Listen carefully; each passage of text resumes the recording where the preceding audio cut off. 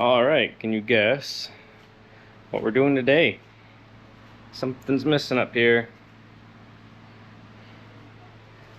It involves some DOT, full brake fluid, and a pressure bleeder. And moves all this stuff. So, install these nice billet boys. I really didn't plan on buying this. What I wanted to do was install this and this off the FTR. These are a 7/8 inch bar. I'd taken these off and did some measurements, hoping that I could grind down the grommet, the clamp a little bit to fit on these one inch diameter bars, but you run out of surface area. You could turn these down just a little bit and it was getting wonky. I really didn't want to mess with it. I didn't want to experiment too much with it. And what I was planning on doing for the clutch was just drilling out this threaded portion hole here and then the Challenger clutch cable. Theoretically, would just slid in right there. The main reason for that is I hate stock levers. I hate how big and bulky they are. I hate all the replacement levers. I've tried a couple. The latest ones I tried were the PSR ones. I really hated them. I just don't like how big and bulky these are. So to go to a smaller lever to work on the baggers, this is your only option. So as you see, these levers are more like sport bike levers. They're nice and small and thin, and have a little bit different throw to them. So $1,200 later, you can get these up at the link in the description for Kyle. As soon as I ordered them, these showed up in 5 days. Obviously, if you get different colors and different configurations for your mirror clamp, that wait time can change. I think he has 4 to 6 weeks, up to 4 to 6 weeks listed on his website. But for me, it took a couple days. So I'm not going to bore you with removing all this stuff. There's more than enough information online, how to get your switches and all. The only thing you do need is you need a T, I believe it's a T5, T6. So you need a T6 little star bit to remove this cover off of your shifter, because what you need to do is you need to cut the connector off your original shift clutch switch, because then they give you these little things over here. Because where did the other switch go? Alright, put it in. It uses its own style switch. So basically, you're just gonna terminate that, and then all we're just gonna do is put these connectors on here, and then this just goes back into your switch panel. So what I'm going to do is I'm going to work on the brake side first. That way I can get bleeding on that, because this is pretty much just a simple bolt-on installation. So let's get over and get this thing on. So what I went ahead and did was I kind of mounted this on there, so there. I mean, obviously if you have 2 people it's easier. Just have this hanging. So it's a 12mm bolt to remove your factory banjo bolt, and then it's a 14mm socket to remove or to reinstall this on your new one. Obviously it comes with new crush gaskets, so everything's good to go there. So we're going to just take this off here.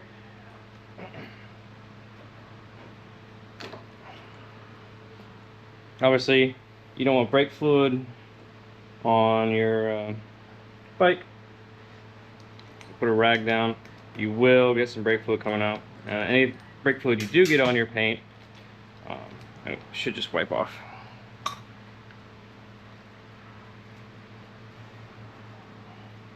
Kind of tilt it. I don't want all the brake fluid to come out of my reservoir. Just put that down upside down so it doesn't get all over the garage. Pull stock banjo bolt out. So we only got a couple brake fluid dripping down. We're going to slide this up in. No, we're going to slide that in because it has to go on the other side of these switches. So that didn't work.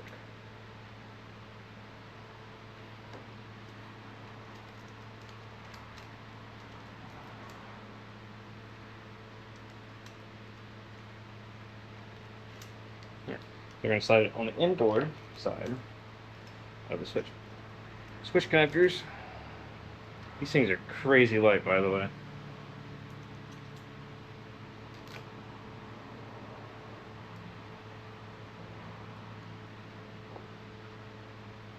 Install our new banjo bolt. Slide it on over here. Hopefully fit. So I think what I'm going to have to do is, because of how I have these bars around it and everything, I have this clamp down here. So I think what I might do is run it up over triple clamped here. Put it over there to give me a little bit more room. Yeah, that'll work.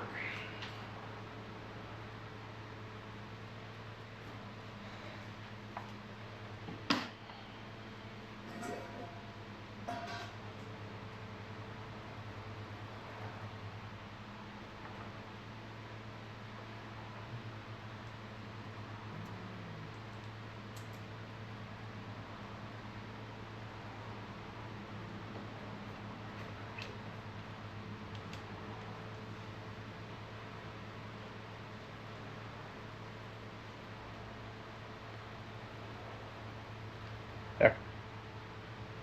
So I'm not going to tighten this fully until I get the switch panel back on and everything where I need it to be, and then we'll figure out what we want to do.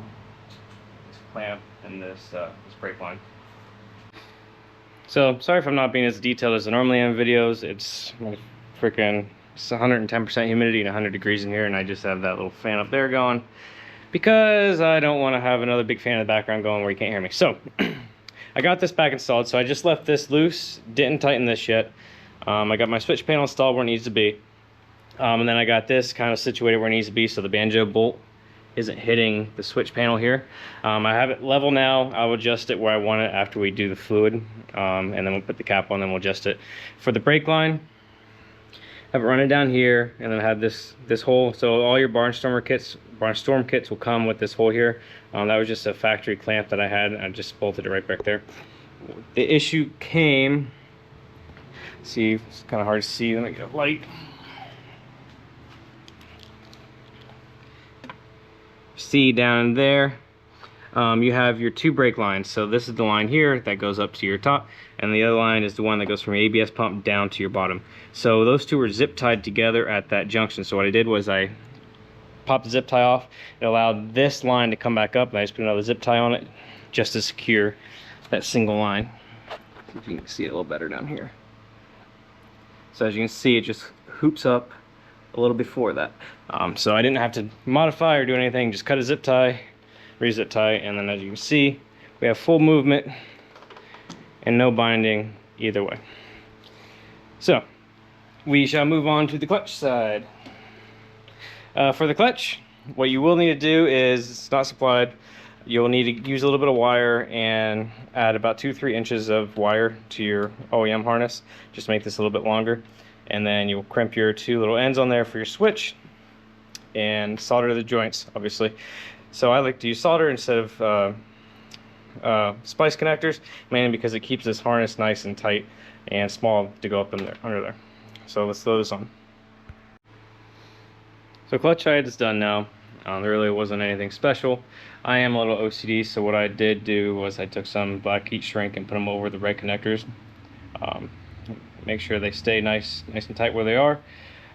What I did was to verify which one's which. I'm not sure if it'll work if it's switched around, but it worked the first time I tried. Basically, I plugged them both in, put the bike in gear, and tried to start it. If it doesn't start with it in gear and the kickstand up, then you're good. If it does start, that means they're reversed. So basically, when the clutch is pulled in, the switch activates. So that's an easy way to figure out which is which.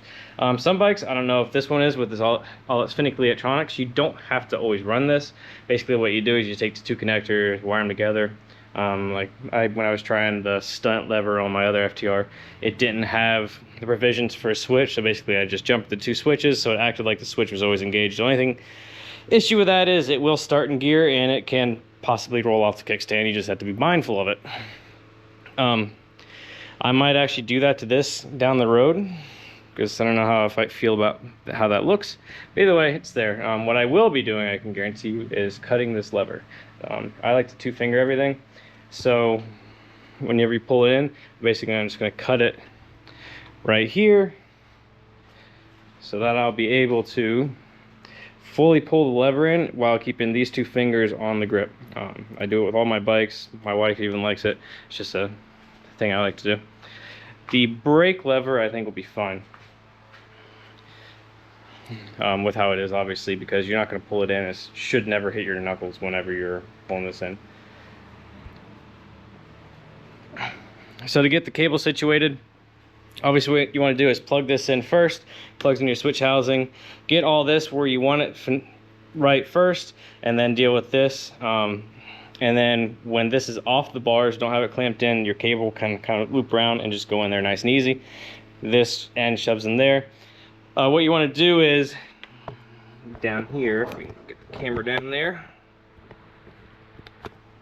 it's two 13mm nuts here. Basically what you want to do is loosen these all the way so you can get the cable, clutch cable, off this arm, and then that makes the installation a lot easier. Obviously once you have it installed up top, come back down here, use a pair of pliers and kind of move this arm and get the thing back in, and then set your tension, your free plates where you need it to be. That's about how I like it. So yeah, that was pretty easy. So what we're going to do is we're going to fill up this reservoir. We're going to commence bleeding. We're going to start with the furthest caliper from the master cylinder. Should be your left one. Then we're going to do your right one, and then we're going to bleed the master cylinder up here. Your stock Challenger does not have one of those, but your typical sport bikes always do. So they have 3 bleed ports.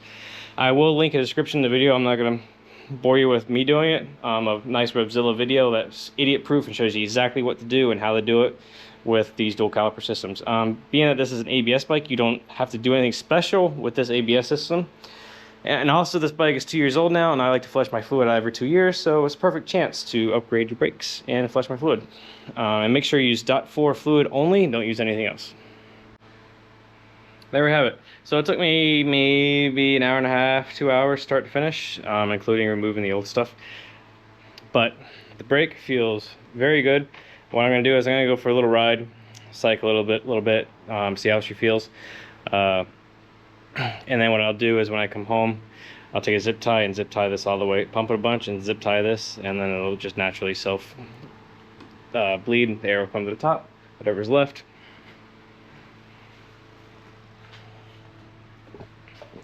Then over here, like I said, I already cut this off, so I cut it right at the part where it would normally break. But as you can see, nice 2-finger action. I might actually move it out just a hair more, but everything works, everything's lined up.